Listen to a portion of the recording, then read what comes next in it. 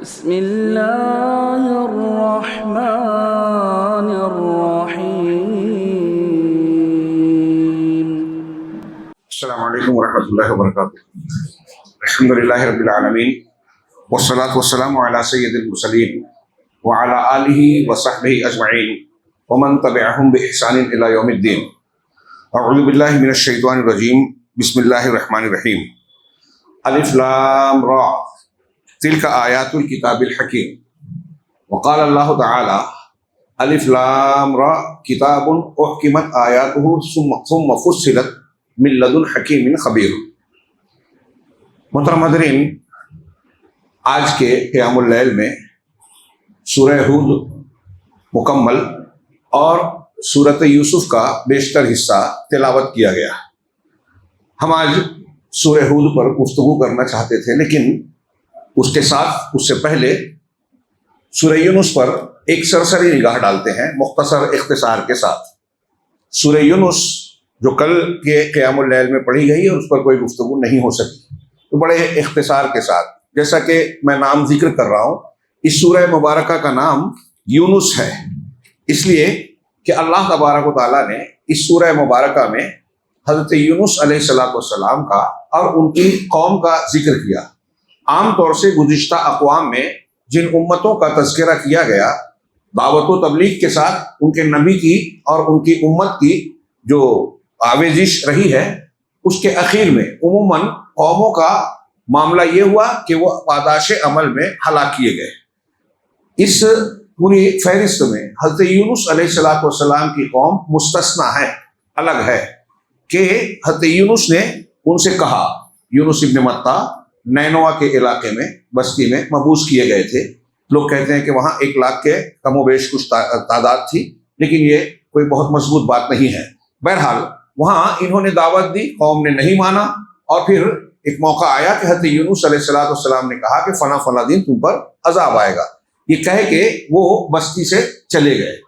اب اس کے بعد جب وہ دن آیا اور بدلی وغیرہ اٹھی، قوم کو احساس ہوا، ساری قوم کے لوگ، عورتیں، مرد اور بچے وغیرہ میدان میں آ کر اللہ تبارک و تعالیٰ سے توبہ استغفار کرنے لگے، گڑگڑانے لگے۔ اللہ نے ان کی توبہ قبول کی اور آنے والا عذاب ٹل گیا۔ اسی کا تذکرہ کرتے ہوئے اس سورہ مبارکہ میں اللہ نے فرمایا فلولا کانت قریۃ آمنت فنفعت ایمانھا الا قوم یونس، چنانچہ کوئی بستی ایمان نہ لائی کہ ایمان لانا اس کو نافع ہوتا سوائے یونس علیہ السلام کی قوم کے۔ یعنی معنی یہ ہے، کہتے ہیں کہ یہاں لولا اللہ کے معنی میں ہے تہذیب کے لیے، جو مفہوم یہ ہوگا کہ دوسری قومیں ایسی کیوں نہیں ہوئی کہ عذاب سے پہلے وہ بھی اس طرح توبہ کرتی اور ان کا ایمان اللہ کے یہاں لائق قبول بنتا۔ ایسے کوئی نہیں ہوئی، صرف قوم یونس ہوئی۔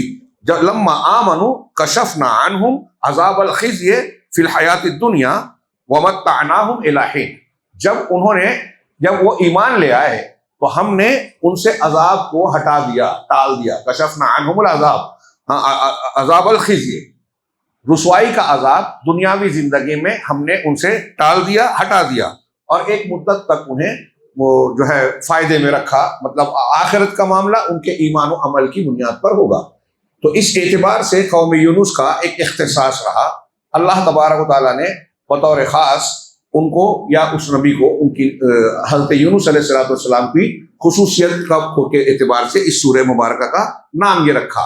عام طور سے 7 طوال میں سورہ بقرہ سے لے کر سورہ توبہ تک بغیر سورہ انفال کے مانی جاتی ہے، جس کے بارے میں حدیث ہے، علامہ البانی نے صحیحہ میں نقل کی ہے کہ جو شخص 7 طوال کو سیکھے گا، حاصل کرے گا، وہ حبر یعنی عالم ہوگا۔ اور ان میں یہ ساری صورتیں، لیکن کچھ علماء نے کہا کہ سورہ توبہ کی بجائے اس 7 طوال میں انہوں نے سورہ یونس کو شمار کیا ہے، فضیلت کے طور پر اسے بیان کیا جاتا ہے۔ اس سورہ مبارکہ کا جو مرکزی مضمون ہے، اللہ تبارک و تعالیٰ جو حکمت والا حکیم ذات ہے، حکمت بالغہ کا کی صفت سے متصف ہے، اس کی قضا اور قدر، ہر چیز کو کس طریقے سے رب العالمین نے متعین کیا، اور پھر اس میں اس کی حکمتیں اور مصلحتیں کیا ہے۔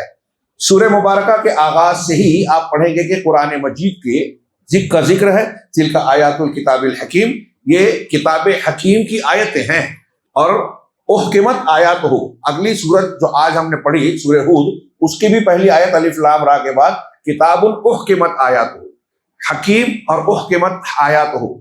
ان کے معنی کو دیکھیں گے تو حکیم اور حکمت کا ایک معنی کیا جاتا ہے جس میں حکمت و دانائی کی باتیں ہوں، حکمت والی کتاب. دوسرا معنی یہ کہ یہ محکم ہے، پختہ، مضبوط. اس میں جو بھی باتیں کہی گئی، جو احکام اور باتیں کہی گئی، اس میں کوئی کمزوری جھول ہے ہی نہیں، انتہائی مضبوط اور اعلیٰ ترین بات ہے. اللہ تبارک و تعالیٰ نتیجے کی اور آخری بات کہتا ہے، اس میں یہ اور پھر یہ اور پھر یہ نہیں، بلکہ بالکل آخری اور نتیجہ خیز بات.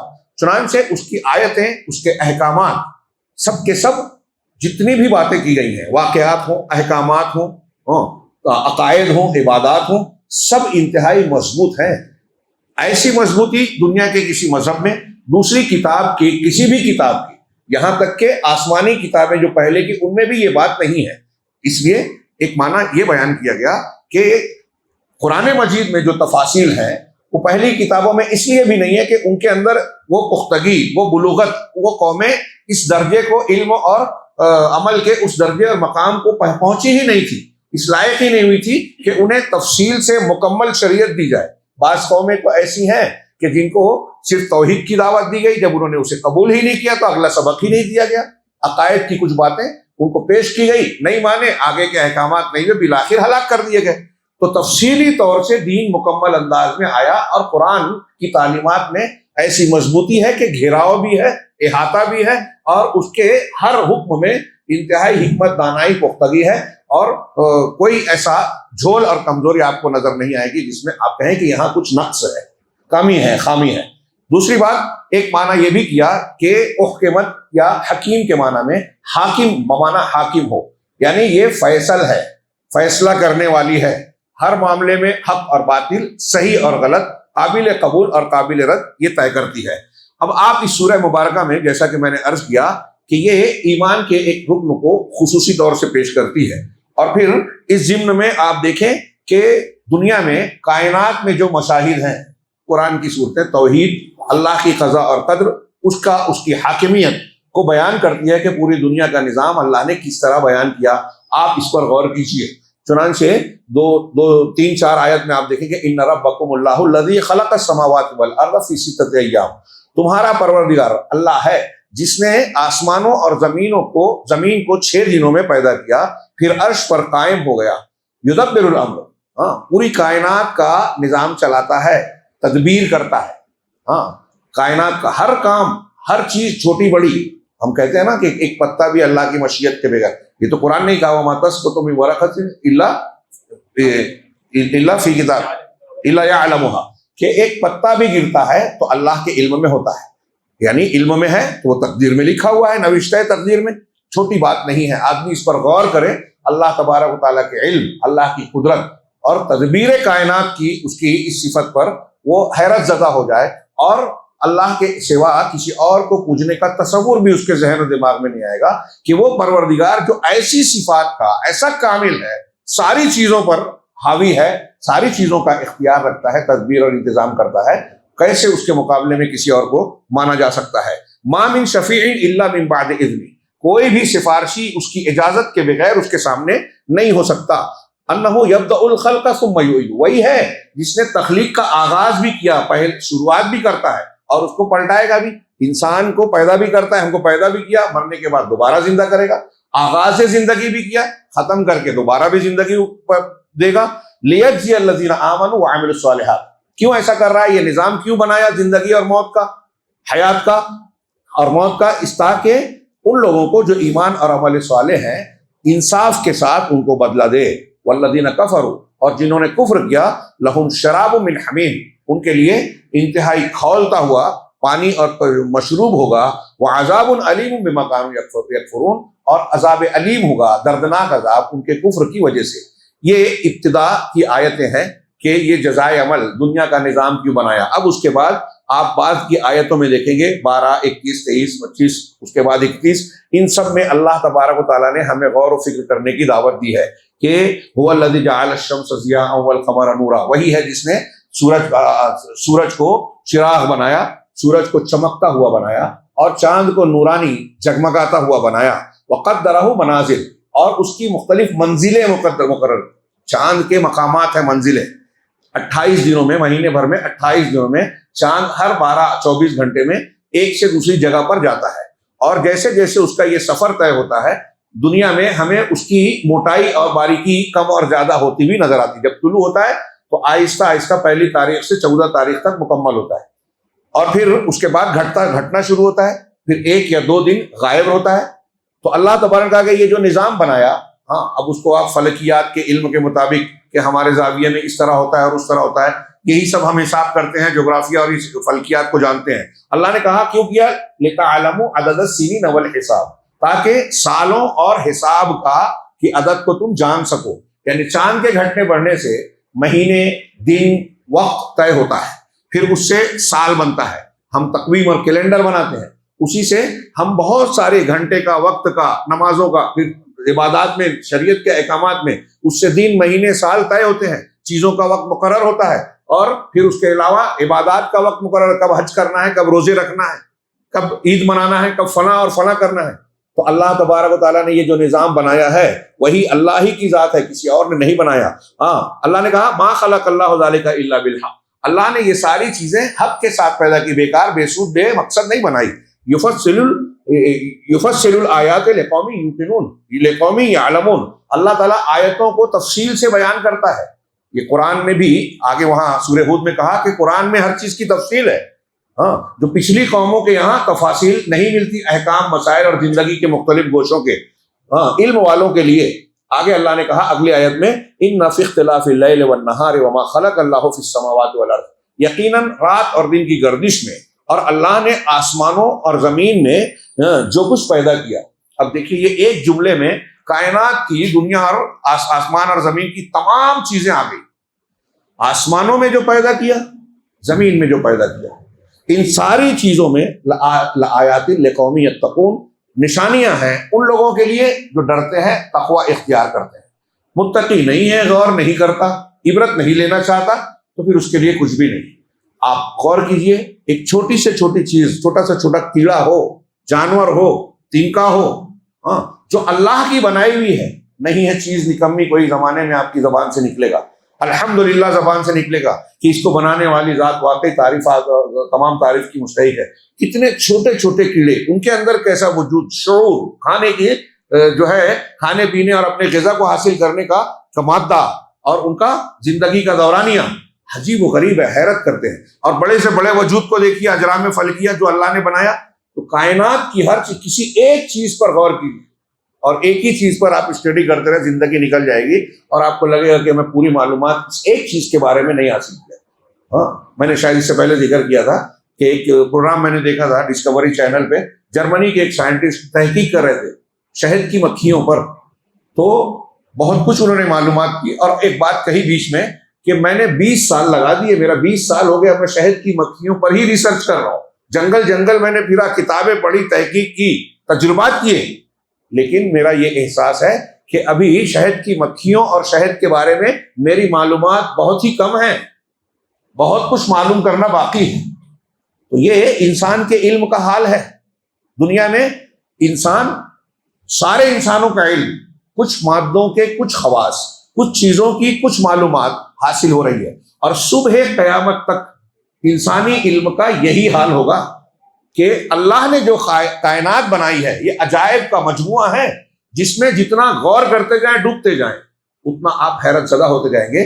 اور مصنوع کسی چیز کو جب ہم دیکھتے ہیں تو کیا کہتے ہیں کہ بنانے والا واقعی ماہر ہے، کاریگر ہے، زبردست مہارت رکھتا ہے۔ ہاں تو یہ کائنات جس پر غور کرنے کی اور جن کی نشانیوں کی طرف اللہ توجہ دلا رہا ہے کہ یہ سورج اور چاند کو دیکھو، چمک رہے ہیں، نکل رہے ہیں، ڈوب رہے ہیں، تمہارا نظام چل رہا ہے، موسموں کی تبدیلی ہو رہی ہے، تم حساب جان رہے ہو، سال مہینے کا گنتی کرتے ہو، اور یہ آسمان اور زمین میں جتنی بھی مخلوقات ہیں، کسی کو بھی لیجئے، کسی پر بھی غور کیجیے، اپنے آپ پر غور کیجیے، تمہارا جسم، تمہارے ظاہری باطنی زندگی کا نظام کیسا زبردست ہے، کیسا باریک ہے۔ ہاں ہمارے دل کے اندر، ہاں ایک صرف اشارہ کروں کہ لوگ کہتے ہیں کہ یہ جو دل دھڑکتا ہے نا، ایک قسم کی الیکٹریسٹی پیدا ہوتی ہے، اسی میں کمی بیشی ہوتی ہے، تو آج کل لوگ کیا لگاتے ہیں، پیس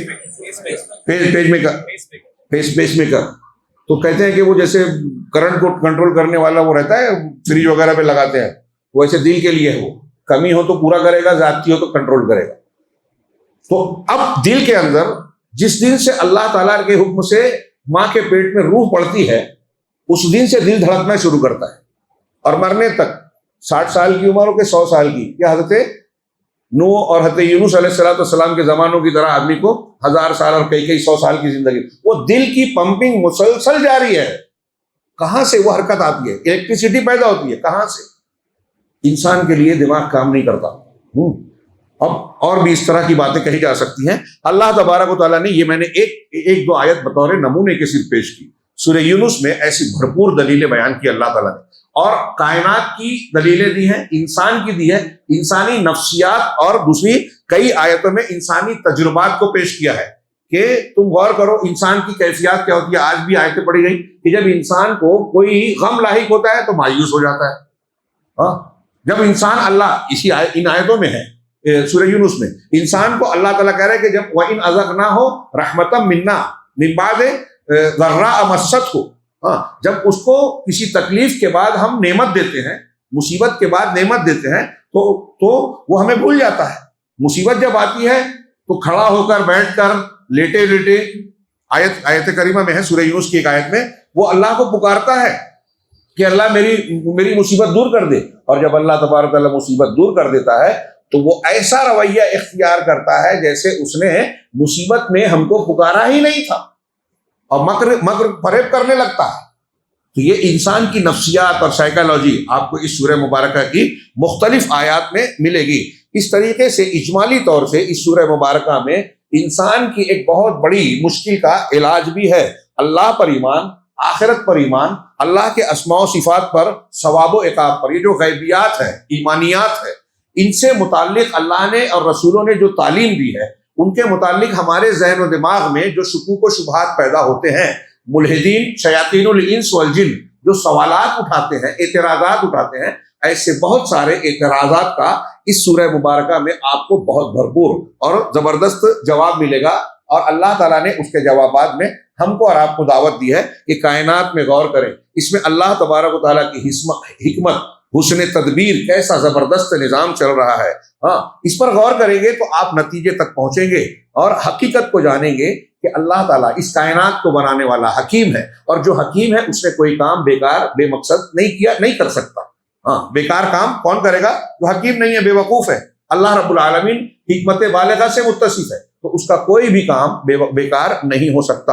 اور اللہ تبارک و تعالیٰ کے جیسے یہ کام تخلیق میں بیکار نہیں ہے، ایسے ہی اللہ نے جو قوانین ہم کو دیے ہیں شریعت کی شکل میں، عبادات، عقائد، احکامات، حلال حرام، کھانے پینے میں ہو، معاملات میں ہو، لین دین اور تعلقات میں ہو، یہ احکامات اور معاملات بھی انتہائی پختہ ہیں، ہمارے لیے فائدہ مند ہیں۔ اس کی کوئی مثال اور نظیر آپ کو کہیں نہیں ملے گی۔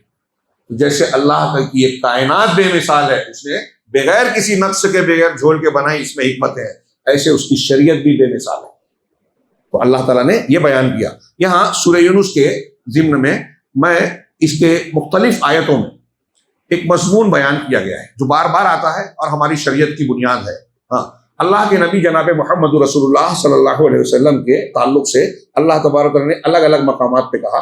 اس سورہ میں کہا کہ یہ مشرکین مکہ قرآن پر اعتراض کرتے ہیں، تو انہوں نے کہا وَإِذَا تُتْلَى عَلَيْهِمْ آيَاتُنَا بَيِّنَاتٍ، جب ہماری واضح آیتیں ان پر پڑھی جاتی ہیں، بینات بالکل کھلی ہوئی آیتیں پڑھی جاتی ہیں، قَالَ الَّذِينَ لَا يَرْجُونَ لِقَاءَنَا، تو وہ لوگ جو ہماری ملاقات کی امید نہیں رکھتے، ایمان اور یقین نہیں رکھتے، وہ کہتے ہیں ائت بقرآن غیر ھذا، کہ اے نبی اس قرآن سے ہٹ کے کوئی دوسرا قرآن لے آئیے، اس قرآن کو چھوڑ کر دوسرا قرآن لیجیے، او بدل ہو، یا اس کو چینج کر دو، بدل دو۔ تو اللہ نے اپنے نبی سے کہا قل ما یکون لی ان ابدلہ من تلقاء نفسی، آپ ان سے کہیے کہ مجھے یہ حق، مجھے یہ اختیار ہے ہی نہیں کہ اپنی جانب سے میں اس قرآن میں کوئی چینج، کوئی تبدیلی کر دوں، اس کو بدل دوں۔ نبی بھی قرآن نہیں بدل سکتے۔ سورہ حاقہ کی آیت میں اللہ نے کہا وَلَوْ تَقَوَّلَ عَلَيْنَا بَعْضَ الْأَقَاوِيلِ، کہ یہ سچا نبی اگر بعض اقوال اپنی طرف سے ہم پر باندھ دے کہ یہ اللہ نے کہا جبکہ میں نے نہیں کہا، لَأَخَذْنَا مِنْهُ بِالْيَمِينِ، تو تو داہنی جانب سے یا دائنے ہاتھ سے ہم اسے پکڑ لیں گے. ثم لقطعنا منه الوتین، پھر ان کی رگے جہاں کو ہم کاٹ دیں گے. وما منکم من احد عنه حاجزین، تو تم میں سے کوئی بھی ہم سے ان کو بچانے والا نہیں ہوگا. دنیا کے لوگوں کو کتنی واضح تعلیم ہے کہ اللہ کے نبی صلی اللہ علیہ وسلم جو سچے رسول خاتم النبیین سید المرسلین ہیں، ان کے بارے میں اللہ کہہ رہا ہے کہ اگر یہ بھی کچھ جھوٹی باتیں مان کر ہماری طرف منسوخ کر دیں گے تو ہم انہیں پکڑ لیں گے، چھوڑیں گے نہیں، اور کوئی بچا نہیں پائے گا، کاٹ دیں گے رگے جان. تو کوئی جھوٹی نبوت کا دعویٰ کرے، کتنی بڑی بات ہے. کوئی حلال حرام اپنی طرف سے بولے اور یہ کہے کہ یہ اللہ کی شریعت میں ہے، چھوٹی بات ہے کیا؟ نبی نہیں بخشا جائے گا اگر غلط بات کہے، اللہ کی طرف منسوخ کرے. یہ قرآن کہہ رہا ہے. اور یہاں اللہ نے کہا کہ آپ کہہ دیجئے کہ میرا یہ اختیار ہی نہیں ہے کہ میں قرآن کو بدل دوں یا دوسرا لاؤں. ان اتبع ما یوحی الی، میں تو بس اسی کی اتباع کرتا ہوں جس کی میری طرف وحی کی گئی ہے. آگے جملہ اور بھی دہلانے والا ہے. اللہ کے رسول آپ کہیے کیا، انی اخاف ان عصیت ربی عذاب یوم عظیم، میں اگر اللہ کی نافرمانی کروں، غلط کام کروں تو مجھے یوم عظیم کے عذاب کا ڈر ہے. یعنی مجھے بھی ڈر ہے اگر میں نے بھی نافرمانی کی تو اللہ پکڑ لے گا. یہ قانون ہے مکافات اللہ تبارک و تعالیٰ کا. ہاں، اور اللہ تبارک، یہ ایک آیت سامنے رکھی کہ نبی بھی قرآن نہیں بدل سکتے. آیت نمبر 15 تھی یہ. آیت نمبر 49 میں اللہ نے کہا کہ آپ کہیے قل لا املک لنفعی ضرا ولا نفعا الا ما شاء اللہ. آپ کہہ دیجئے.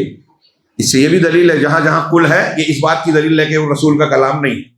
اگر اللہ کے رسول کا کلام ہوتا تو آپ اپنے آپ کو تھوڑی کہتے کہہ دیجیے. تو اللہ کہہ رہا ہے آپ سے کہہ دیجئے کہ میں اپنے نفس کا بھی نفع اور نقصان کا مالک نہیں ہوں. کوئی نقصان کوئی نفع اپنے اختیار نہیں رکھتا. جب اپنے نفس کے نفع نقصان کا مالک نہیں ہوں، رسول اللہ صلی اللہ علیہ وسلم سید المرسلین، تو کوئی دوسرے پیر اولیاء یا کوئی انسان کسی کے نفع نقصان کا مالک ہوگا کیا؟ مالک صرف اختیار والا صرف اللہ ہے. توحید کی کتنی واضح دلیل ہے. اسی طریقے سے اللہ تبارک و تعالیٰ نے اس میں کہا کہ وَيَقُولُونَ لَوْلَا أُنزِلَ عَلَيْهِ آیَةٌ لَوْلَا أُنزِلَ آیَةٌ مِّن رَّبِّهِ فَقُلْ إِنَّمَا الْغَیْبُ لِلَّهِ. یہ لوگ کہتے ہیں کہ ان پر اللہ کی کوئی نشانی یعنی کوئی معجزہ کیوں نہیں آتا؟ معجزہ آنا چاہیے. تو آپ کہہ دیجئے کہ غیب اللہ کے پاس ہے. ہاں، یعنی کس پر کب کوئی معجزہ ظاہر کرنا ہے، کس قوم کو بتانا ہے، اور قوم معجزہ پیش کرنے کے بعد اگر وہ امت نہیں مانتی ہے تو اس کو ہلاک کر دیا جائے، اللہ کا قانون ہے. تو یہ غیب اللہ جانتا ہے، میں نہیں جانتا. دو باتیں اس میں ہیں کہ غیب اللہ جانتا ہے، میں نہیں جانتا، رسول کو نہیں معلوم. دوسری بات یہ کہ معجزہ پیش کرنا یہ نبی کے اختیار اور نبی کے پاور و قوت میں نہیں ہے. جو میں بار بار یہاں ابھی اتنے دنوں میں کئی مرتبہ یہ بات الگ الگ پیرائے میں آ چکی ہے کہ ہمارے ہندوستان پاکستان میں اولیاء کے کرامات کو اور بزرگان دین کی خرق عادت باتوں کو، سچی ہو یا جھوٹی ابھی جانے دیجیے، صحیح بھی ہے، تو اس طرح پیش کیا جاتا ہے کہ عوام یہ سمجھتے ہیں کہ یہ ان کا اپنا پاور ہے، ان کی اپنی طاقت ہے. قرآن کہتا ہے کہ یہ نبی کی طاقت نہیں ہے، ولی کی طاقت نہیں ہے کہ وہ اپنی طرف سے اپنی طاقت سے کوئی ایسی چیز پیش کر دے. فانتظروا انی معکم من المنتظرون، تم بھی انتظار کرو، میں بھی تمہارے ساتھ انتظار کرتا ہوں. اس سورہ مبارکہ میں اللہ تبارک و تعالیٰ نے چیلنج کیا ان لوگوں کو سورہ یونس میں کہ فأتوا بسورۃ من مثلہ وادعوا، کہ اگر تم کو اس قرآن میں شک ہے تو اس کے جیسی ایک سورہ لے آؤ. اور آج جو سورہ ہود پڑھی گئی اس میں ایک چیلنج ہے کہ ایسی 10 صورتیں لے آؤ اگر تمہارا اللہ تبارک یہ دعویٰ ہے کہ نبی نے بنایا ہے. تو جیسے تم انسان ہو، وہ بھی انسان ہے، وہ اگر بنا سکتا ہے تو تم بھی گڑھ لو. تو گڑھی ہوئی 10 صورتیں لے آؤ. پھر یہاں اس صورت میں کہا کہ ایک ہی سورہ لے آؤ، دوسری کہا ایک حدیث لے آؤ، چند آیتیں لے آؤ. یہ چیلنج بار بار الگ الگ پیرائے میں ہلکا بھاری کر کے کیا گیا. 23 سال میں کفار مکہ نے جنگ کی، مقابلہ کیا، قتل کی سازشیں کی، تدبیریں کی، بائیکاٹ کیا، کیا نہیں کیا، جو کر سکتے تھے سب کیا. اس چیلنج کا جواب نہیں دیا.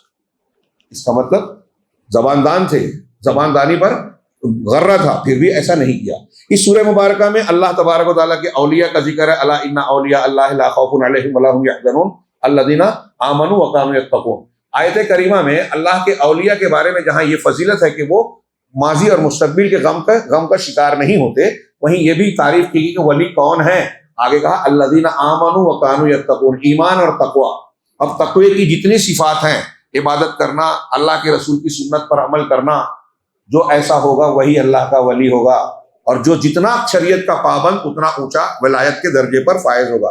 اگر کوئی شخص فرض کو چھوڑتا ہے، اگر کوئی شخص فاسق و فاجر ہے، شریعت کے احکام پر عمل نہیں کرتا، تو وہ اللہ کا ولی نہیں ہے۔ علامہ ابن تیمیہ نے لکھا کہ کوئی شخص فرض نماز کا تارک ہے یا منکرات اور فواحش کا کھلے عام ارتکاب کرتا ہے، گندا ہے، زانی ہے، چور ہے، بے نمازی ہے، اور ایسے آدمی کو کوئی اللہ کا ولی مانتا ہے، تو وہ قرآن کی اس آیت کا انکار کر رہا ہے کہ جو متقی نہیں ہے اس کو ولی کہہ رہا ہے، تو وہ کافر ہو سکتا ہے۔ یہ اس طرح کے مضامین۔ اسی طرح اس میں جو اعتراضات کا جواب دیا، جیسے مشرکین کہتے تھے کہ یہ جو جن بتوں کو ہم پوچھتے ہیں یہ ہمارے سفارشی ہے۔ بڑی شاندار آیت ہے، کئی مرتبہ ذکر ہو چکا ہے کہ وَيَعْبُدُونَ مِن دُونِ اللَّهِ مَا لَا يَنفَعُهُمْ وَلَا يَضُرُّهُمْ، یہ اللہ کے سوا ان کو پوچھتے ہیں جو نہ نقصان نفع پہنچاتے ہیں نہ نقصان، اور کہتے کیا ہے، وَيَقُولُونَ کہتے ہیں کہ هَؤُلَاءِ شُفَعَاؤُنَا عِندَ اللَّهِ، یہ اللہ کے پاس ہمارے سفارشی ہوں گے۔ قُلْ أَتُنَبِّئُونَ اللَّهَ بِمَا لَا يَعْلَمُ فِي السَّمَاوَاتِ وَلَا فِي الْأَرْضِ، جتنے لوگ کہتے ہیں کہ بابا پیر ہمارے وسیلہ ہوں گے، اللہ ان سے سوال کر رہا ہے کہ کیا تم اللہ کو، آپ کہیے کہ کیا اللہ کو وہ بات بتا رہے ہو جو اللہ کو نہیں پتا آسمانوں میں ولا فی الارض، اور نہ زمین میں، یعنی اللہ کو نہیں معلوم کہ یہ سفارشی ہیں، تم بتاؤ یا اللہ بتا رہے ہو؟ یا سفارش کرنے والا جس کی سفارش کرتا ہے اس کے بارے میں سامنے والے کو یہ بتاتا ہے کہ یہ اچھا ہے، اس کی یہ ضرورت ہے، اس کی فلاں ضرورت ہے، میں اس کو جانتا ہوں۔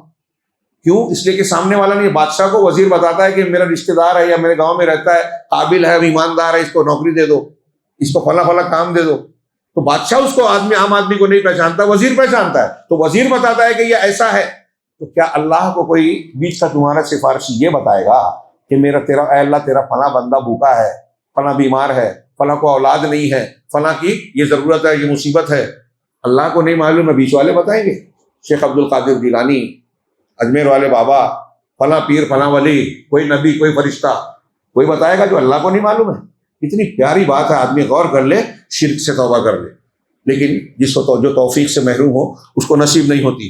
اس سورہ مبارکہ میں اللہ تبارک و تعالیٰ نے، جمعہ کا میں نے خطبہ دیا تھا تو یہ آیت پیش کی تھی، سورہ یونس میں ہے، یا ایھا الناس قد جاءتکم موعظۃ من ربکم وشفاء لما فی الصدور وہدی ورحمۃ للمؤمنین، اے لوگوں، تمہارے پاس اللہ تمہارے رب کی جانب سے نصیحت آئی، جو ہمارے پروردگار کی نصیحت ہے، اس سے بہتر کوئی نصیحت ہو سکتی ہے کیا؟ سب سے زیادہ اس کو اہمیت دینا چاہیے۔ پھر تمہارے سینوں میں جو بیماریاں ہیں اس کے لیے شفا ہے، شفاء لما فی الصدور، ورحمۃ، اور ہدایت ہے، یہ ہدایت ہے۔ تو قرآن سے ہٹے تو ہدایت سے ہٹے یہ گمراہی ہے، قرآن کے خلاف جو بھی ہے ہدایت ہے۔ جمعہ میں خطبہ دیا میں نے، لیکن کئی پہلو رہ گئے، بہرحال وقت محدود ہوتا ہے۔ تو اس میں اللہ نے یہ کہا، تو اس آیت کی روشنی میں علامہ ابن قیم نے بڑی پیاری بات کہی۔ وہ کہتے ہیں کہ اللہ نے قرآن میں شہد کے بارے میں سورہ نحل میں کہا فیہ شفاء للناس، کہ اس میں لوگوں کے لیے شفا ہے، اور قرآن کے لیے کہا شفاء لما فی الصدور، کہ یہ خود شفا ہے ان بیماریوں کے جو سینوں میں ہے، دلوں میں ہے۔ تو اب انہوں نے کہا کہ غور کرو، اس شہد کے بارے میں کہا فیہ شفا، اور قرآن کے بارے میں کہا شفا، تو جو خود شفا ہے اور جس کے اندر فیہ شفا، اس کے اندر شفا ہے، دونوں میں زیادہ بلیغ اور زیادہ اہم اور زیادہ مؤثر وہ ہے جو بذات خود شفا ہے۔ تو قرآن بذات خود شفا ہے، شہد کے اندر شفا ہے، اور اس کے مختلف طریقے ہیں۔ خیر، تو جو علامہ ابن قیم کہتے ہیں کہ جو بذات خود شفا ہو وہ زیادہ بلیغ ہے، مؤثر ہے بنسبت اس کے جس کے اندر شفا ہے۔ یہاں اس سورہ مبارکہ میں ایک آیت ہے کہ اللہ نے کہا فَإِن كُنتَ فِي شَكٍّ مِّمَّا أَنزَلْنَا إِلَيْكَ، بڑی پیاری بات ہے۔ آج کے زمانے میں جو ہمارے نوجوان یا دوسرے لوگ ادھر ادھر بھٹکتے ہیں، سوشل میڈیا اور گوگل وغیرہ سے فتوے پوچھتے ہیں، اور اس سے جو غیر اہل علم سے پوچھتے ہیں، ان کو اللہ کی یہ ہدایت یاد رکھنا چاہیے۔ اللہ کہتا ہے، فرما رہا ہے کہ اگر جو کچھ ہم نے آپ کی طرف نازل کیا ہے، اگر اس کے بارے میں یہ کسی شک میں ہے تو فَاسْأَلِ الَّذِينَ يَقْرَؤُونَ الْكِتَابَ مِن قَبْلِكَ، تو آپ سے پہلے جو لوگ کتاب پڑھتے ہیں ان سے یہ سوال کریں۔ شیخ ابن عثیمین ابن عثیمین کہتے ہیں کہ اس آیت میں یہ تنبیہ ہے اللہ کی طرف سے ہم کو، آپ کو، کہ اگر دین اور شریعت کے بارے میں کسی الجھن کا شکار آپ ہیں، کسی چیز سے آپ کو الجھن ہو رہی ہے، شک و شبہ پیدا ہو رہا ہے، تو آپ اہل علم کی طرف مراجعہ کریں۔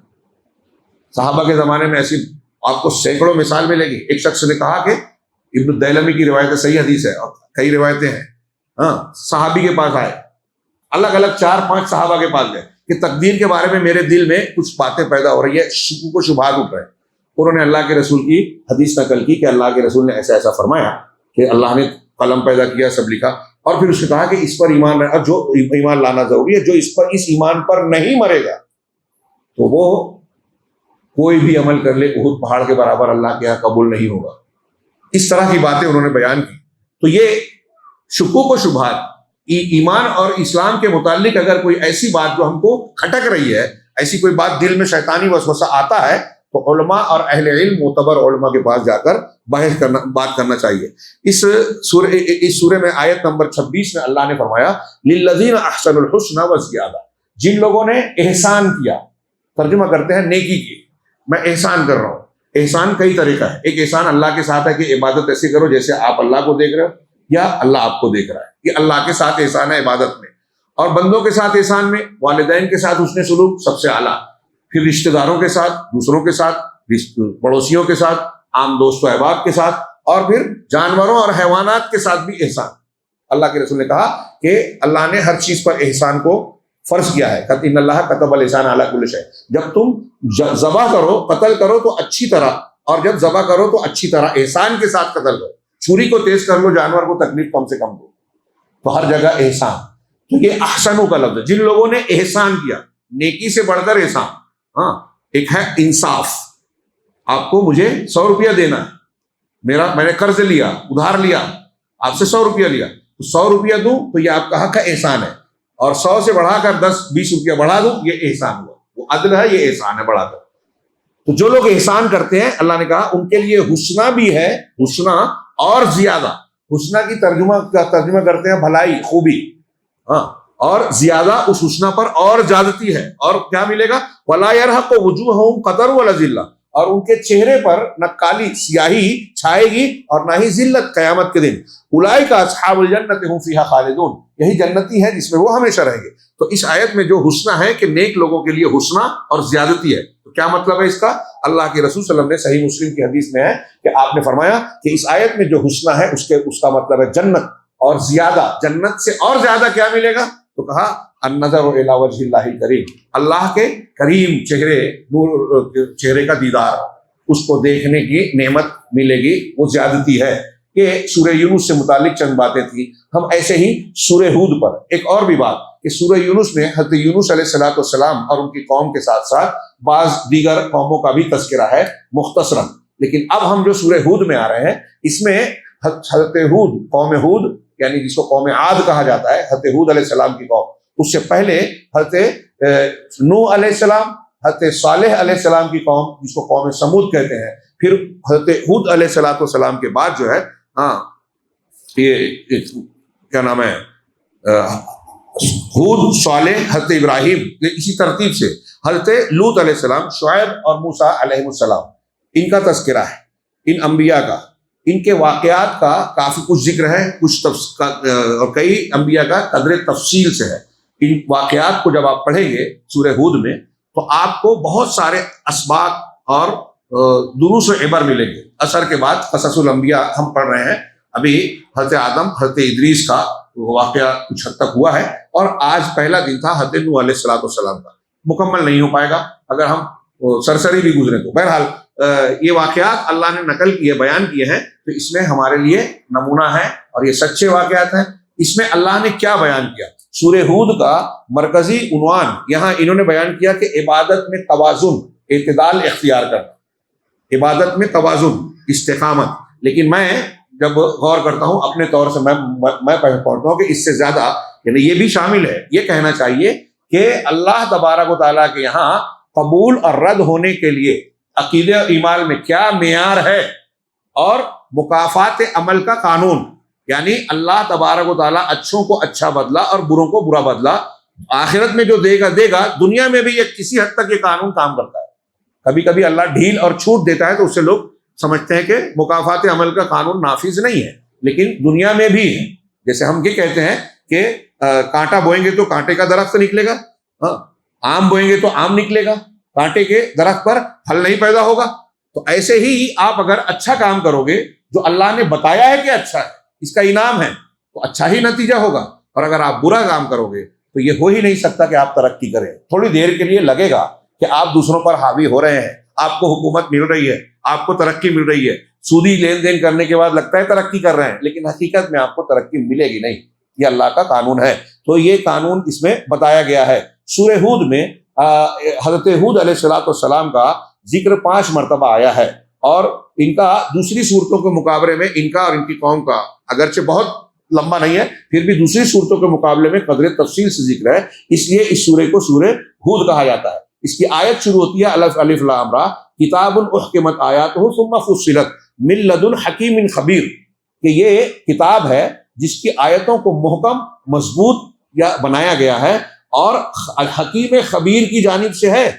اب آگے جو جملہ ہے میں اس پر ایک نقطہ بیان کرنا چاہتا ہوں. شیخ عبد الملک رمضانی صاحب نے بڑی زبردست نقطے کی بات بیان کی کہ اب وہ دعوت دے رہے ہیں جو اللہ تعبدوا الا اللہ, ایک بات کہ نہیں کہ تم عبادت مت کرو مگر صرف اللہ کی. اننی لکم منہ نذیر و بشیر, میں اللہ کی طرف سے نذیر ہوں, تم کو آگاہ کرنے والا, ڈرانے والا اور بشارت دینے والا. اب اس کے بعد پہلا حکم کیا ہے کہ اللہ کی عبادت کرو صرف. اس کے بعد جملہ ہے وَأَنِسْتَغْفِرُوا رَبَّكُمْ, اور یہ کہ تم اپنے پروردگار سے مغفرت طلب کرو, ثُمَّ تُوبُوا إِلَيْهِ, پھر اس کی طرف توبہ کرو.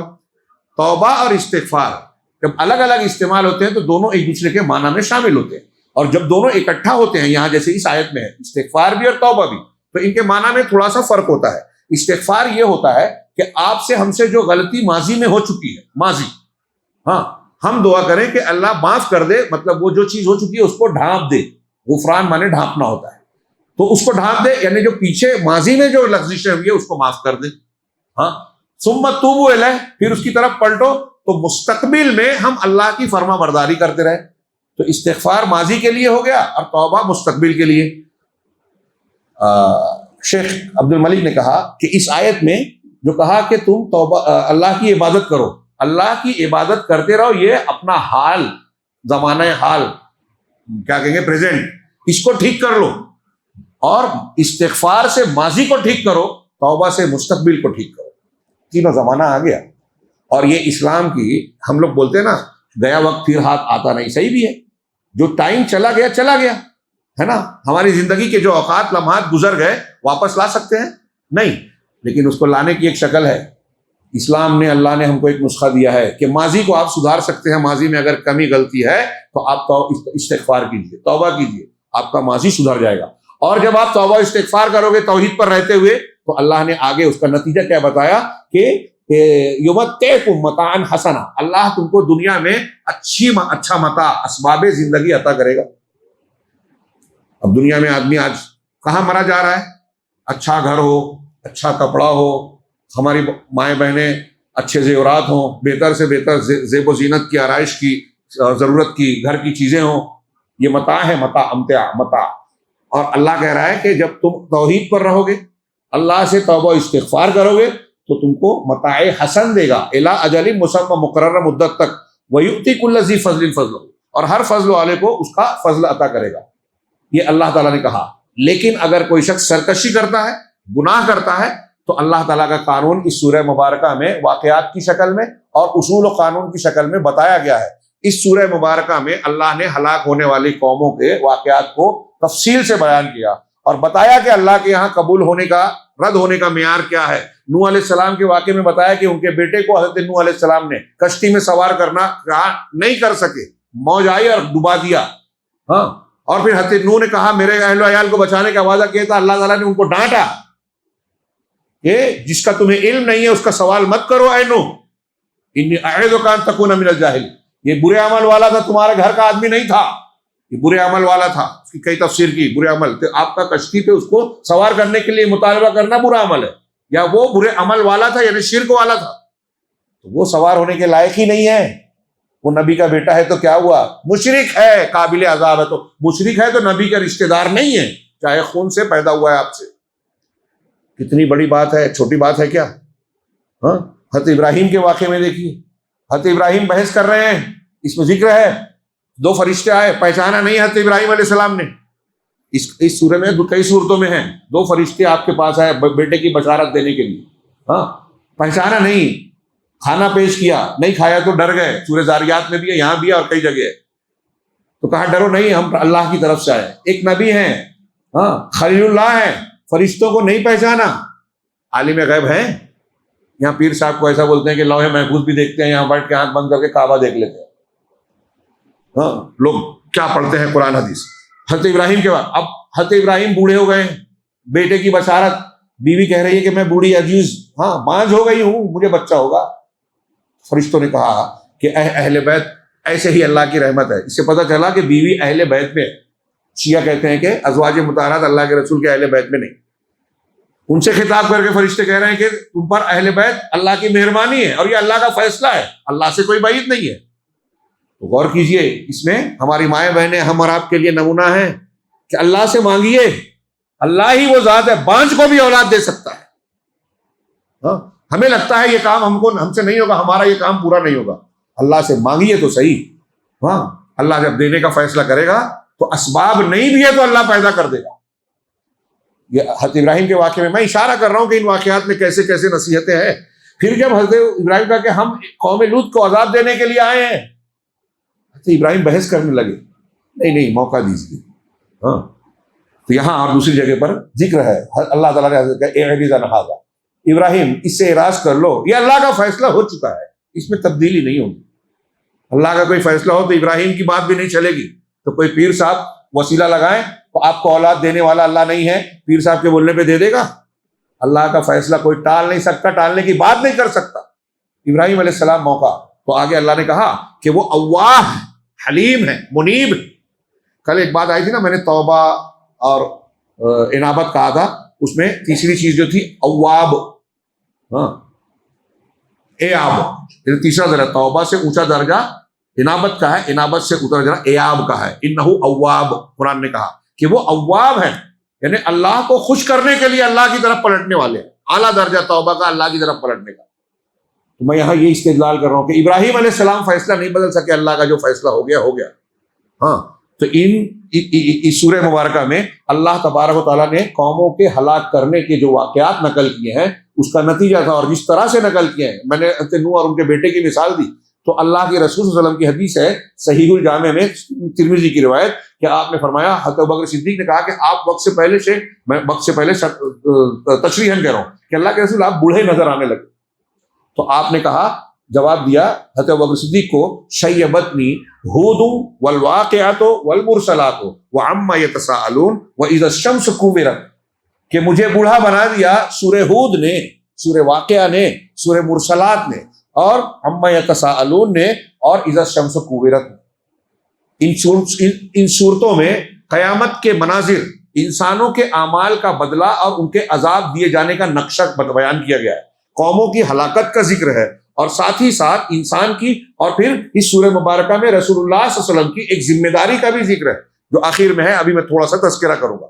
تو اس ذمہ داری کے احساس میں اور عذاب کا ڈر، اللہ کے نبی صلی اللہ علیہ وسلم، دیکھیے نبی ہیں، پیغمبر ہیں، سید المرسلین، سوال تھا کہ آپ کو عذاب ہوگا؟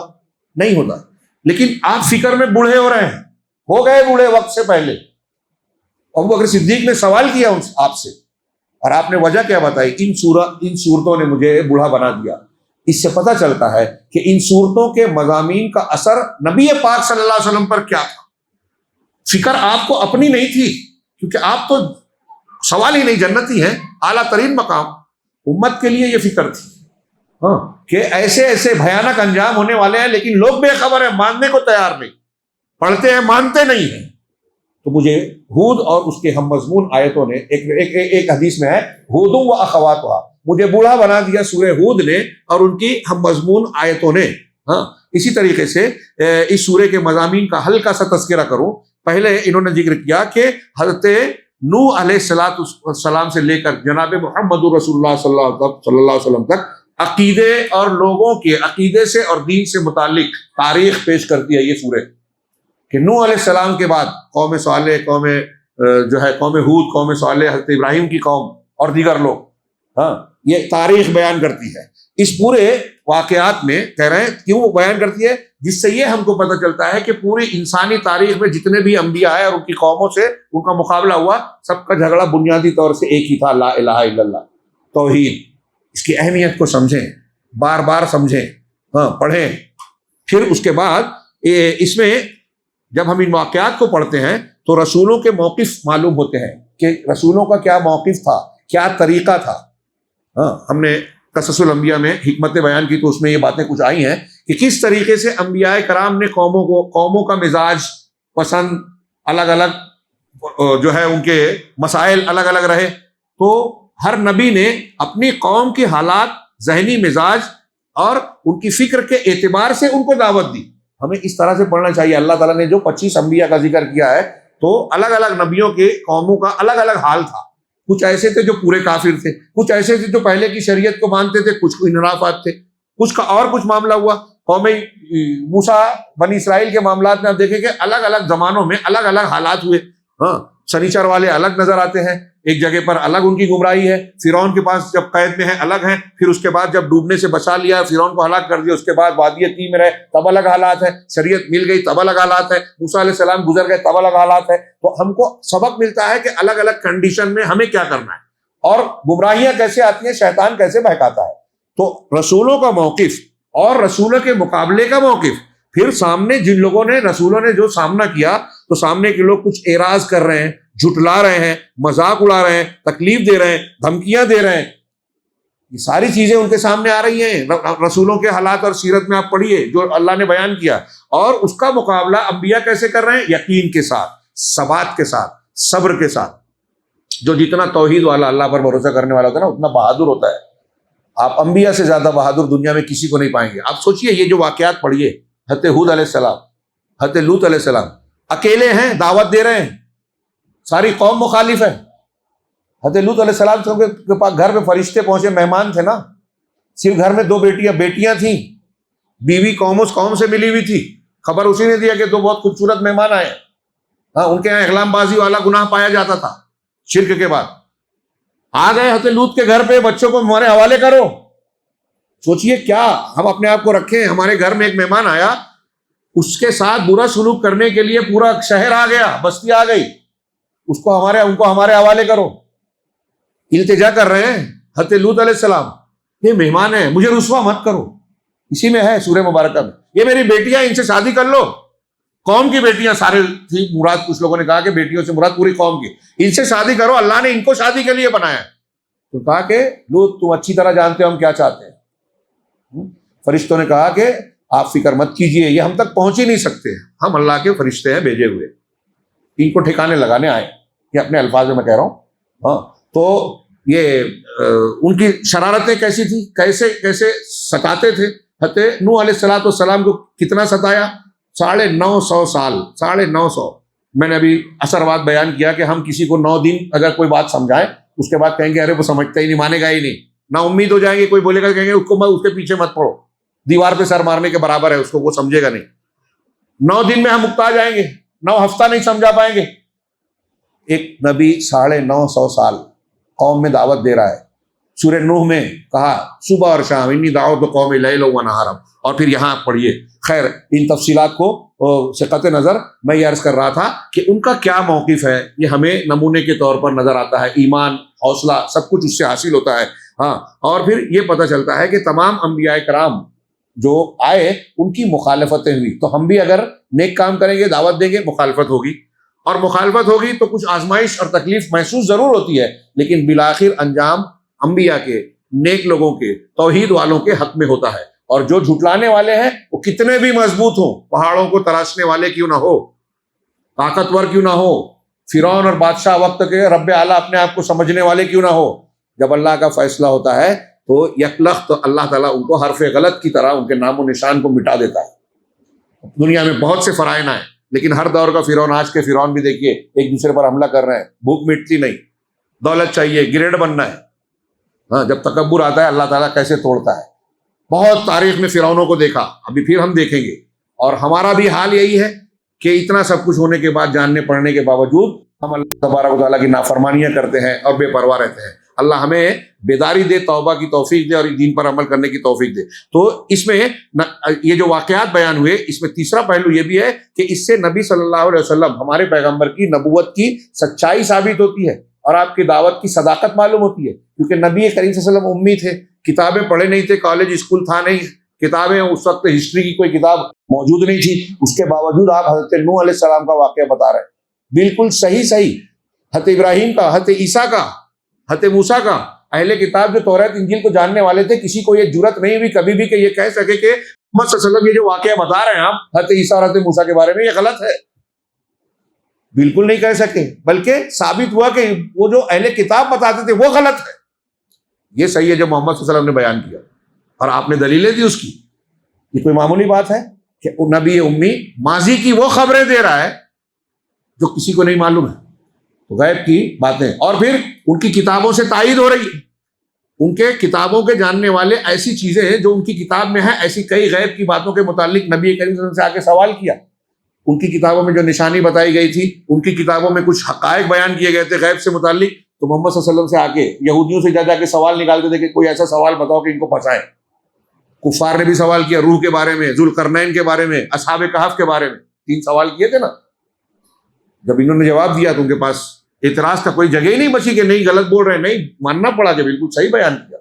یہ اللہ کے نبی صلی اللہ علیہ وسلم کی سچائی کی دلیل تھی۔ تو پچھلے امتوں کے سابقہ واقعات اور ہر قصے کی تفاصیل جو بیان کی گئی ہے سورے میں اور اللہ کے نبی صلی اللہ علیہ وسلم نے حدیث کی شکل میں، یہ آپ کی نبوت کی سچائی کی دلیلیں تھیں۔ اس سورہ مبارکہ میں اللہ تبارک و تعالیٰ کی بہت ہی جامع وصیت، جس میں کہتے ہیں کہ دین کا ایک تمام پہلو، ایک ڈھانچہ گر جاتا ہے۔ یہ جو ہمارے ہاں آخر سورہ ہود کے آخر میں پڑھی گئی، میرا خیال ہے 5ویں یا 6ٹھی رکعت میں یہ آیتیں آئی تھی کہ اللہ تعالیٰ نے کہا فَاسْتَقِمْ كَمَا أُمِرْتَ۔ اس پر میں نے ان آیتوں پر 2-3 مرتبہ جمعہ کے خطبے دیے ہیں۔ ہاں، بڑی جامع آیتیں، پورا دین گر جاتا ہے۔ میں بہت ہی اختصار اور سرسری طور سے کروں، فَاسْتَقِمْ كَمَا أُمِرْتَ وَمَنْ تَابَ مَعَكَ وَلَا تَطْغَوْا، کہ آپ جمے رہیے، جم جائیے ویسے ہی جیسے اللہ نے آپ کو حکم دیا ہے۔ اللہ کے رسول سے اللہ کہہ رہا ہے، کیسے حکم دیا ہے؟ قرآن نے بتایا، حدیث نے بتایا۔ رسول جس چیز پر جمے ہیں وہ قرآن اور حدیث ہے، اسی پہ جمنا ہے ہم کو بھی، اس سے زیادہ کی ضرورت نہیں ہے۔ ہاں، یہی استقامت۔ تو استقامت دین پر جم جانا، انسان کے لیے سب سے اہم چیز ہے، قائم رہنا حق پر، عبادات پر، فرائض پر۔ ابھی رمضان آیا، ہم عبادت کر رہے ہیں، رمضان بعد ختم ہو جائے گا، تو یہ استقامت نہیں ہے۔ اس میں زیادہ محنت لگتی ہے کہ جو چیز ہم نے حق مانی اس پر مستقل قائم رہیں۔ اللہ نے کہا جیسے آپ کو حکم دیا گیا ہے آپ قائم رہیے، جمے رہیے۔ وَمَن تَابَ مَعَكَ، اور جن لوگوں نے آپ کے ساتھ توبہ کی ہے، یعنی صحابہ کرام، آپ اور آپ کے صحابہ جم جائیے، پہلا معاملہ، یعنی اس میں قوت کی بات ہے۔ اس میں یہ بھی ہے کہ اپنا ساتھی کس کو بنانا چاہیے؟ جس نے توبہ کی، جو اللہ والا ہے، دوست اچھے لوگ ہونے چاہیے۔ ہاں، وَلَا تَطْغَوْا، قائم استقامت کیجئے، دین پر جمے رہیے۔ وَلَا تَطْغَوْا، اور حد سے نہ بڑھو، یعنی کسی معاملے میں غلو مت کرو۔ دین کے معاملے میں کہیں بھی غلو آیا گمراہی آ جاتی ہے، یہ بہت جامع بات ہے، اس کی تفصیل میں جائیں گے تو آپ کو دین کی جامعیت نظر آئے گی۔ ہاں، یہاں کہا وَلَا تَطْغَوْا إِنَّهُ بِمَا تَعْمَلُونَ بَصِيرٌ، اللہ تمہارے کاموں کو جاننے والا ہے۔ اور آگے اللہ نے کہا وَلَا تَرْكَنُوا إِلَى الَّذِينَ ظَلَمُوا، اور جو لوگ ظالم ہیں، گنہگار ہیں، بھٹکے ہوئے ہیں، ان کی طرف مائل مت ہو جاؤ، جھک مت جاؤ۔ مطلب ہم مسلمان ہیں، اسلام پہ ہیں، اب ہمارے سامنے سیاسی اعتبار سے، سماجی اعتبار سے، یا کوئی ماحول ایسا آ گیا، آپ یورپ میں گئے، امریکہ میں گئے، ٹی وی چینل پہ گئے، تو آپ سامنے والے کے منہ میں منہ، بات میں بات ملا کے بات کرنے لگے کہ نہیں ایسا نہیں، ایسا اسلام میں ایسا نہیں ہے، جبکہ ہے، یا آپ ان کی کچھ غلط باتوں کو صحیح کہنے لگے، تو اللہ نے کہا جھکنا نہیں ہے۔ اس سے یہ جو اس تعلیم پر عمل اگر ہم کرتے ہیں تو یہ تنازل ہے، کمزوری ہے، مداہنت ہے، یعنی ہم اس کو یوں کہیں کہ دوسروں سے متاثر اور مرعوب ہو جانا۔ آج کل بہت سے مسلمان اور خاص طور سے جدید ماحول میں پلنے بڑھنے والے لڑکے، نوجوان لڑکیاں، وہ یورپ کی ٹی وی چینل کی، فلموں کی چمک دمک اور جھوٹی جو شان دیکھتے ہیں، تو وہ سمجھتے ہیں کہ ہم پیچھے اس لیے ہیں کہ اسلام مسلمان ہیں، یہ غیر مسلم ہے اس لیے آگے بڑھ رہے ہیں، جبکہ آپ ان کے سماج میں، ان کے گھروں میں جا کے جھانکیں گے نا، تو وہاں زیادہ گندگی اور نجاست اور بدبو ملے گی آپ کو۔ یہ پکی بات کہہ رہا ہوں، یہ دھوکہ دیتے ہیں، چمک دمک سے لوگ دھوکہ کھاتے ہیں، اور اس کی بنیاد پر یہ جو ہے جھکاؤ آتا ہے، جو اللہ نے کہا جھکو مت، ہاں، لا ترکنوا، مائل مت ہو جاؤ، جھک مت جاؤ۔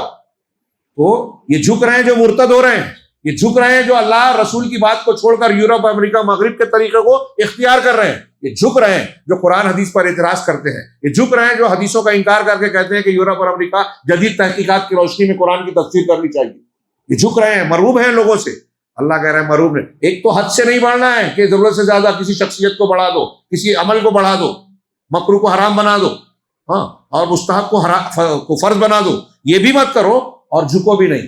حضرت حسن بصری کہتے تھے کہ اللہ تعالیٰ نے دین کی, اللہ کی ذات جو ہے وہ بڑی پاک ہے, جس نے دین کے اعتدال کو دو لام کے بیچ میں رکھ دیا اس سورہ مبارکہ میں. ایک لا تطغوا کا لا ہے, لام کہ حد سے نہ بڑھو, اور ایک ہے لا ترکنو, جھکو بھی مت, یعنی نہ پگھل جاؤ اور نہ سخت ہو جاؤ, حد سے زیادہ بیچ میں رہنا ہے, اعتدال کے ساتھ رہنا ہے. اور آپ جتنی بھی گمراہی دیکھیں گے بدعتی فرقوں کے دیکھیں گے, یا تو افراط ہے یا تفریط ہے. اللہ کے رسول کو کسی نے بڑھا کے اللہ سے ملا دیا, کسی نے گھٹا کے امام سے بھی چھوٹا بنا دیا. دونوں افراط و تفریط ہے, ایک جھک گیا ایک آگے بڑھ گیا.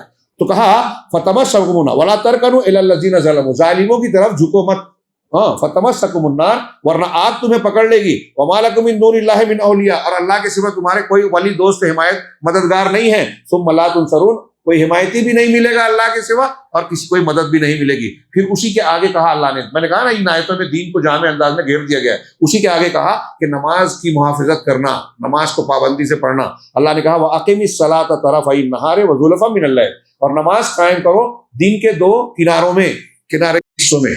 ہاں, کچھ لوگوں نے کہا فجر اور مغرب مراد ہے, کچھ لوگوں نے کہا کہ وہ ظہر اور عصر, ایسے الگ الگ تشریح کی. کسی نے کہا کہ یہ معراج سے پہلے کی آیت تھی, اس لیے 3 وقت اس وقت پڑھی جاتی تھی, بعد میں 5 وقت ہوئی. اور کچھ لوگوں نے کہا کہ یہ سارے اوقات کو گھیرتی ہے. آگے کہا وَزُلَفًا مِنَ اللَّيْلِ, اور رات کی کچھ گھڑیوں میں, کچھ ساعتوں میں نماز پڑھو. ان الحسنات یذہبن السیئات, یہ ایک قاعدہ ہے قرآن کا کہ نیکیاں برائیوں کو ختم کرتی ہے. آپ سے ہم سے کوئی گناہ ہو گیا تو اس کے معاف کرنے کا ایک طریقہ ہے توبہ استغفار کریں. اس کے مٹانے کا ایک طریقہ یہ بھی ہے کہ آپ, برائی ہو گئی تو اب نیکی کریں. کسی کی غیبت ہو گئی ہے تو توبہ کرنے کے ساتھ اس سے معافی بھی مانگے, اور نہیں کر سکتے تو کم سے کم اس کے حق میں پلٹ کے دعائے خیر کر دیجیے کہ اس کے بدلہ کچھ ہو جائے. قیامت کے دن جب وہ بدلہ لینے آئے گا تو یہ دعائے خیر اس کا بدلہ ہو جائے. ہاں, اہل علم نے کہا. تو نیکیاں, برائی کے بعد نیکی اگر آدمی کر دے تو وہ صاف ہو جاتی ہے نا. جمعہ, ایک جمعہ سے دوسرا جمعہ کے درمیان جمعہ کی نمازیں, اور رمضان, ایک رمضان اور سے دوسرا رمضان اپنے بیچ کے گناہوں کو معاف کرتا ہے, لیکن یہ صغیرہ گناہوں کا کفارہ ہے. ہاں, تو یہ نیکیاں گناہوں کا کفارہ بنتی ہے. ایک صحابی نے آگے کہا میں نے ایک عورت کے ساتھ بوس و کنار کر لیا, ہاں, مجھ سے غلطی ہو گئی, اللہ کے رسول مجھ پر حل جاری کیجیے. آپ خاموش رہے, نماز ہوئی, جماعت سے نماز پڑھی, اور پھر اس نے آگے کہا تم سے خطا ہو گئی. یعنی یہ پلاننگ سے نہیں, جیسے آپ کوئی استدلال کرنے لگے نوجوان کہ چلو میں یہ کر لوں اور اس کے بعد جا کے نماز پڑھ لوں. اللہ نے کہا کہ تم نے نماز پڑھی, تمہاری وہ برائی مٹا دی گئی. ان الحسنات یذہبن السیئات. تو انہوں نے کہا کہ کیا میرے لیے ہے خالی؟ کہا نہیں, سب کے لیے. تو میں سوچ رہا تھا کہ بیان کروں کہ نہیں کروں. کچھ نوجوان استدلال کرنے لگیں گے, چلے گا ایسا کر لیں, اور پھر ہاں, ایسا نہیں ہے. تو نیکیاں برائیوں کو ختم کرتی ہیں. ذالک ذکر للذاکرین, یہ نصیحت ہے, نصیحت والوں کے لیے, ہاں, حاصل کرنے والوں کے لیے. اور چوتھی چیز جو آخری چیز ان آیتوں میں بتائی کہ آپ کو زندگی میں, ہم کو اور آپ کو کیا کیا ضرورت ہے. دیکھیے وہ دھیان رکھیے, میں بہت مختصر بیان کر رہا ہوں. استقامت, حد سے نہیں بڑھنا, جھکنا نہیں, نرمی اختیار کر کے بھی حق کو دبا دیں, یہ بھی نہیں کرنا. تیسرا نماز کی محافظت اور پابندی. چوتھا آخری صبر ہے, ہاں, وصبر, اور صبر کرو, جمے رہو. تکلیف, مصیبت, پریشانی, مخالف حالات آ رہے ہیں تو دین پر ڈٹے رہو. ہاں, بددل مت ہو جاؤ, ہمت مت ہارو. مسلمانوں پر اتنا ظلم ہو رہا ہے, مسلمانوں کے خلاف یہ ہو رہا ہے, مسجد توڑ دی گئی ہے, کیس میں مبتلا کر دیا گیا ہے. ہمارا کچھ معاملہ ہوتا ہے تو کیس بن جاتا ہے, دوسروں کا جاتا ہے تو کورٹ بولتی ہے کہ ہائی کورٹ میں جاؤ, سپریم کورٹ بولتی ہے ہائی کورٹ میں جاؤ. ہاں, ہے نا, یہ چل رہا ہے نا آج کل. اس سے لوگ بددل ہوتے ہیں. نہیں, صبر کرو, ہمارے اختیار میں ہم جو کر سکتے ہیں وہ کرو. عبادت کر سکتے ہیں کرو, دعا کر سکتے ہیں دعا کرو, بد دعا کر سکتے ہیں بد دعا کرو, جہاں بد دعا ہونی چاہیے وہاں. ہاں, وَاصْبِرْ إِنَّ اللَّهَ لَا يُضِيعُ أَجْرَ الْمُحْسِنِينَ, اللہ محسنین کے اجر کو جو ہے ضائع نہیں کرتا. یہاں نیچے انہوں نے بتایا کہ استقامت سے جب آدمی استقامت پہ رہتا ہے تو امید قائم رہتی ہے, اور اللہ کے ساتھ حسن ظن قائم رہتا ہے. امید قائم رہتی ہے. اور کسی اصلاح کے سلسلے میں جو لوگ بیٹھ جاتے ہیں گھر میں, کہہ رہے کچھ ہوتا نہیں ہے, کیا نتیجہ, ہم گھر بیٹھ جائے, جماعت میں کتنی محنت کرو, کچھ ہوتا نہیں ہے. آدمی نہیں کرے گا اگر استقامت ہے تو. ہمارے کچھ لوگ محنت کرتے ہیں, بعد میں بددل ہو کے چلے جاتے ہیں, مسجد چھوڑ دیا, دوستوں کو چھوڑ دیا, جماعت کو چھوڑ دیا. یہ نہیں ہوگا اگر استقامت ہوگی. دوسرے, طغیان کا نہ ہونا, یہ جو کہا گیا ہے, اگر آپ اس پر عمل کریں لا تطغوا پر, تو تہور, جذباتیت جو آج بہت سارے نوجوانوں میں آتی ہے, یہ کر لو وہ کر لو, مار دو ٹھوک دو, تیاری نہیں ہے، سابقہ نہیں ہے، بغیر اسلامی اصول کے، تو یہ جو جذباتیت ہے، جوش و جذبہ ہے غیر ضروری، یہ ختم ہو جائے گا، اس کا علاج ہو جائے گا عدم رکون سے، یعنی جو جھکنا نہیں ہے، اس سے دشمن کے سامنے ہتھیار ڈالنے، جھکنے اور اس کی تقلید نہ کرنے کا جذبہ ہوگا، اس سے متاثر اور مرعوب نہیں ہوگا آدمی، دوسروں کو دیکھ کر اس کی طرف جانے اور جھکنے کا مادہ ختم ہو جائے گا، اس کا علاج ہوگا۔ جو ابھی میں بتا رہا تھا کہ ہمارے یہاں بہت سارے لوگ مرتد ہو جاتے ہیں، ان کے ہیئر اسٹائل، ان کے کپڑے، ان کے طریقے کو، فیشن کو استعمال کرتے ہیں، اسی طریقے سے جب توازن کے ساتھ معاملہ ہوگا تو انسانی نفس بشری کہہ رہے ہیں لما کان الامر بالتوازن یصبر علی، جب انسان توازن کے ساتھ رہتا ہے تو نفس بشریت پر کچھ مشکل پڑتی ہے۔ ہاں، اللہ عز و جل نے آیت کریمہ میں اس بات کی طرف اشارہ دی، جب آدمی یہ سب کرے گا تو کچھ دقت آتی ہے، اس کو لگتا ہے کہ ذرا محنت، صبر کرنا، استقامت رہنا۔ آپ جب حق پر قائم رہتے ہیں تو یہ آسان کام نہیں ہے، جو جیسی دنیا ہے ویسا مل جانا، بھول جانا لوگ سمجھتے ہیں آسان ہے، چلو تم ادھر کو، ہوا ہو جدھر کی۔ تو جو حق پر قائم رہتا ہے نا، اس کو دقتیں آتی ہے، اس لیے اللہ کے رسول صلی اللہ تعالیٰ نے اس آیت میں کہا کہ آپ قائم رہیے اور آپ کے ساتھ وہ لوگ جو آپ کے ساتھ توبہ کر چکے ہیں، یعنی صحیح اور اچھی صحبت، ایسے اخوان جو ایمان میں قوی ہوں، ان کو اپنا دوست بنانا چاہیے۔ میں اس سورہ مبارکہ میں ایک دو باتیں سبق کی، بہت زیادہ وقت ہو گیا کیا؟ 2-4 منٹ میں انشاءاللہ یہ کر دو۔ میں نوح علیہ السلام کے واقعے کا میں نے ذکر کیا، اس میں ابھی میں نے ایک چیز پڑھی تھی، پتہ نہیں پیچھے میں نے بیان کیا یا نہیں کیا، ہمارے ایک دوست نے بھیجا تھا کسی عرب عالم کا، علامہ ابن تیمیہ کا شاید تھا، تو انہوں نے اس سے استدلال کیا، حضرت نوح علیہ السلام کے واقعے میں اس سورے میں اللہ نے ذکر کیا کہ جب طوفان آیا، اللہ نے کہا فارت تنور پھٹ پڑا، یعنی ابل گیا، اس میں سے پانی چشمے پھوٹنے لگے، ہاں، اور آسمان سے بارش ہونے لگی۔ جب ہر طرف پانی ہونے لگا، نوح علیہ السلام کشتی پہلے سے تیار کر رہے تھے، لوگ مذاق اڑا رہے تھے، تو جیسے یہ عذاب کا سلسلہ شروع ہوا، اللہ نے کہا کہ اپنے ساتھ جتنے مومنین ہیں ان کو لے لو، اور ہر جانور کے ایک دو جوڑے لے لو، زوجین 2 جوڑے لے لو۔ تو اسی پیریڈ میں جب کشتی چلنے لگی تو نوح علیہ السلام نے اپنے بیٹے کو دیکھا۔ یہ دیکھیے، یہ آیت میں اللہ نے کہا وَنَادَى نُوحٌ ابْنَهُ وَكَانَ فِي مَعْزِلٍ، کہ نوح علیہ السلام نے اپنے بیٹے کو پکارا جبکہ وہ ایک معزل، کہیں گے کنارے پر تھے، ترجمہ کیا کنارے پر، معزل عزلت، تنہائی، الگ تھلگ، تو وہ الگ تھلگ ایک جگہ تھا، کھڑا تھا کنارے پر۔ حضرت نوح علیہ السلام باپ ہیں، اس سے یہ بھی پتہ چلتا ہے کہ دیکھیے باپ کی محبت بہرحال فطری طور سے کچھ نہ کچھ اثر رکھتی ہے۔ تو انہوں نے اپنے بیٹے سے کہا یا بنی ارکب معنا، بیٹے ہمارے ساتھ سوار ہو جاؤ۔ حضرت نوح کے 4 بیٹے تھے، خام، سام، یافس، اور ایک عام یا کچھ ایسا نام یام بتاتے ہیں، جو مشرک تھا۔ یہ تینوں مومن تھے، اور آج ہم نے بیان کیا، قرآن کی آیت بھی اشارہ کرتی ہے اور مورخین بھی، کہ جو کشتی میں سوار تھے وہ مسلمان بعد میں سب ختم ہو گئے، ان کی نسل قائم نہیں رہی۔ حضرت نوح علیہ السلام کے 3 بیٹے جو بچے تھے مومنین، انہی سے دنیا کی ساری قومیں، ایک سے وہ سوڈان اور بربر لوگ پیدا ہوئے، ایک سے عرب اور دوسرے پیدا ہوئے، ایک سے دوسرے سفید فام اور دوسرے لوگ پیدا ہوئے، تو دنیا میں ساری نسلیں حضرت آدم کے ان 3 بیٹوں سے چلی۔ قرآن نے کہا کہ سورہ صافات میں کہ ان کی ذریت ہی کو ہم نے باقی رکھا، اور اسی سے سارے خان، اسی لیے حضرت نوح علیہ السلام کو آدم ثانی کہا جاتا ہے، دوسرا آدم۔ خیر، تو انہوں نے کہا اس مشرک بیٹے سے ہمارے ساتھ سوار ہو جاؤ، ولا تکن مع الکافرین، اور کافروں کے ساتھ مت رہو، کافروں کے ساتھ رہو گے تو کافروں کا انجام ہوگا۔ قال سآوی الی جبل یعصمنی من الماء، تو بیٹے نے جواب دیا۔ اب دیکھیے یہاں علامہ ابن تیمیہ نے جو لکھا میں وہ پیش کرنا چاہتا ہوں کہ نوح علیہ السلام کون ہے؟ نبی، پیغمبر۔ ایک پیغمبر اپنے بیٹے سے کہہ رہا ہے، تو پیغمبر کی بات پیغمبرانہ ہے اللہ کی طرف سے، مطلب یہ بات نہیں کہہ رہا ہوں، ایک پیغمبر کی بات، تو انہوں نے نبی کی بات کہی، باپ نے بات کہی، اور اس کے مقابلے میں حضرت بیٹے نے کیا کہا کہ پہاڑ مجھے بچا لے گا۔ آج بھی بہت سارے لوگ اللہ کا قانون بتاتے ہیں کہ یہ عذاب آئے گا، کہتے ہیں کہ فلاں سے ہم کو بچا لیں گے، فلاں بابا، فلاں پیر، فلاں چیز، تو پہاڑ بچا لے گا۔ تو علامہ ابن تیمیہ نے کہا کہ وہ حکم ہے، سوار ہو جاؤ، اور سوار تو ایمان کے ساتھ ہونا چاہیے تھا۔ ان کے اس سوال پر اللہ نے ان کو ڈانٹا، بعد والا دوسرا سوال ہے، لیکن بیٹے نے نبی کی بات کے مقابلے میں اپنا دماغ لگایا، سنت کے مقابلے میں عقل جو لگاتا ہے اس کی مثال دی ہے۔ تو حضرت نوح علیہ السلام نے کیا کہا؟ اب یہ جو بات کہہ رہے ہیں یہ وحی سے کہہ رہے ہیں حضرت نوح علیہ السلام، قال لا اعصم اليوم من امر اللہ الا من رحم، حضرت نوح نے اپنے بیٹے سے کہا کہ آج اللہ کے حکم سے یعنی اللہ کے عذاب سے بچانے والا کوئی نہیں ہے سوائے اس کے جس پر خود اللہ رحم کرے. اللہ جس پر رحم کرے گا وہی بچے گا. اور وہ کون ہے؟ جو کشتی میں سوار ہونے والے مومنین ہیں وہی بچیں گے. آج کوئی نہیں بچے گا. اس وقت تو پوری دنیا میں انسانی آبادی بس اتنی تھی جو قوم نوح تھی. اس لیے یہ کہا جاتا ہے پوری دنیا ڈوب گئی. پوری دنیا کے حصے خطے نہ ڈوبے ہوں, آباد دنیا جو تھی وہ ڈوب گئی یعنی انسان. تو کہا آج کے دن اللہ کے حکم سے بچانے والا کوئی نہیں سوائے اس کے جس پر اللہ رحم کرے. تو اللہ رسول کا حکم ہے, بیٹا عقل لگا رہا ہے, ابھی یہ بات چل رہی ہے. اللہ نے کہا وَحَالَ بَيْنَهُمُ الْمَوْجُ فَكَانَ مِنَ الْمُغْرَقِينَ. یہ نتیجہ اور فیصلہ ہے. رسول کی بات نہیں مانی, نتیجہ کیا نکلا؟ ان دونوں کے درمیان ایک موج حائل ہوئی اور وَكَانَ مِنَ الْمُغْرَقِينَ, اور وہ ڈوبنے والوں میں شامل ہو گیا.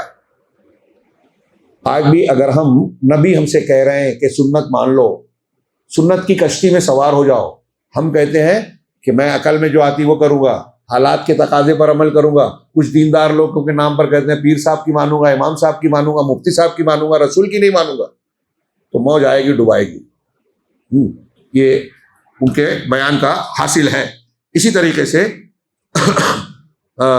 اسی ضمن میں جب یہ ڈوب گیا تو حضرت نوح علیہ السلام نے کہا وَنَادَى نُوحٌ رَبَّهُ, کہ نوح علیہ السلام نے اپنے رب کو پکارا. فقال رب ان ابنی من اہلی, پروردگار میرا بیٹا میرے اہل میں سے تھا. میں نے ابھی اس کا ذکر کیا, آیت سن لیجئے. میں کہتا ہوں کہ ایمان والا اس کو توحید کی بہت زبردست دلیل بھی مانے گا اور ڈر جائے گا, دہل جائے گا, اور یہ جان لے گا کہ اللہ کے یہاں کامیابی کا معیار, اس سورے کا مرکزی معیار یہ مضمون یہی بولنا چاہیے, کامیابی اور ناکامی کا معیار اور مکافات عمل. کہا کہ یہ میرا بیٹا میرے اہل کا حصہ تھا. اس سورے میں آپ جسے دیگر دیکھیں کہ اپنے اہل کو اور ساتھیوں کو اس کشتی میں سوار کر لو, اور حضرت نوح کو اللہ نے وعدہ کیا تھا کہ ہم تم کو اور تمہارے اہل و عیال کو بچا لیں گے. تو حضرت نوح اسی کا حوالہ دے رہے کہ میرا بیٹا بھی تو میرے اہل کا حصہ تھا نا. تو وَإِنَّ وَعْدَكَ الْحَقُّ, اور تیرا وعدہ سچا ہے, حق ہے, تو میرے بیٹے کو بچنا چاہیے تھا. وَأَنْتَ أَحْكَمُ الْحَاكِمِينَ, اور تو تمام فیصلہ کرنے والوں میں سب سے بہتر ہے. نبی کا انداز بھی دیکھیے, اپنے بیٹے کے لیے دعا کر رہے ہیں اور اللہ کی تعریف بیان کر رہے ہیں. دعا کا یہی انداز ہونا چاہیے. ہاں قال یا نوح, تو اللہ نے جواب میں کہا اے نوح, ہاں قال یا نوح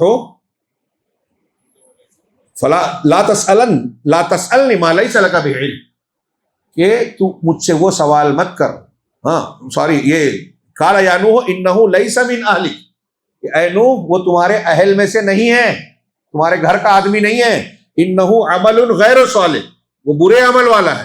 اب عمل غیر صالح, انہ کی ضمیر کہاں لوٹتی ہے؟ عربی کی 2-3 تعبیر دیا کہ اس کے 2-3 معنی کیا ہیں, یعنی اس کو کشتی میں سوار کرنا, یا آپ کا یہ مجھ سے یہ کہنا یہ برا عمل ہے, یا اس بیٹے کا برا عمل ہے جو اس نے اختیار کر رکھا ہے. دونوں تینوں معنی ہے, کوئی بھی غلط نہیں ہو سکتا. تو کہا کہ یہ وہ برے عمل والا ہے. فلا تسألنی ما لیس لک بہ علم, لہذا تم مجھ سے ایسا سوال مت کرو جس کا تم کو آپ کو علم نہیں ہے.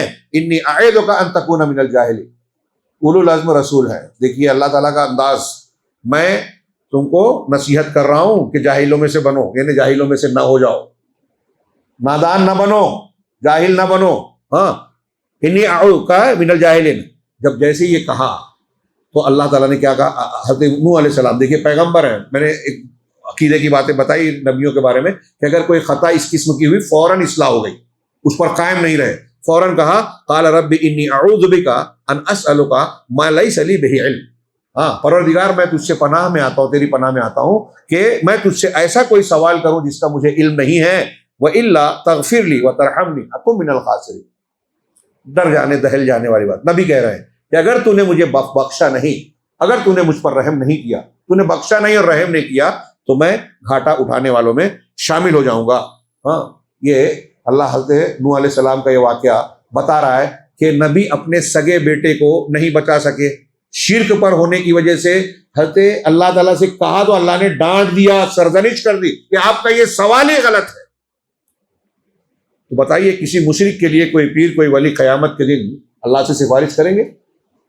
کتنی بڑی گمراہی ہے, اور قرآن کی تعلیمات کے کتنے دور ہیں جو لوگ اس قسم کا عقیدہ رکھتے ہیں. یہ چیزیں پڑھیے. اسی سورے میں اللہ نے ایک جگہ فرمایا ہے کہ وَكُلًّا نَقُصُّ عَلَيْكَ مِنْ أَنْبَاءِ الرُّسُلِ مَا نُثَبِّتُ بِهِ فُؤَادَكَ. یہ ہم انبیاء کے جو واقعات آپ کے سامنے بیان کر رہے ہیں، اس سے ہم آپ کے دل کو مضبوط بنا رہے ہیں، دل کو جما رہے ہیں. مطلب انبیاء کے واقعات سے ہمیں ثابت قدمی ملتی ہے. اللہ تعالیٰ ہمیں قرآن کے مضامین کے ذریعے سے جو اس کے فائدے ہیں وہ حاصل کرنے کی توفیق عطا فرمائے، اس کے ذریعے سے دنیا اور آخرت میں کامیابی دے. وآخر دعوانا ان الحمد للہ رب العالمین وصلی اللہ علی نبینا محمد.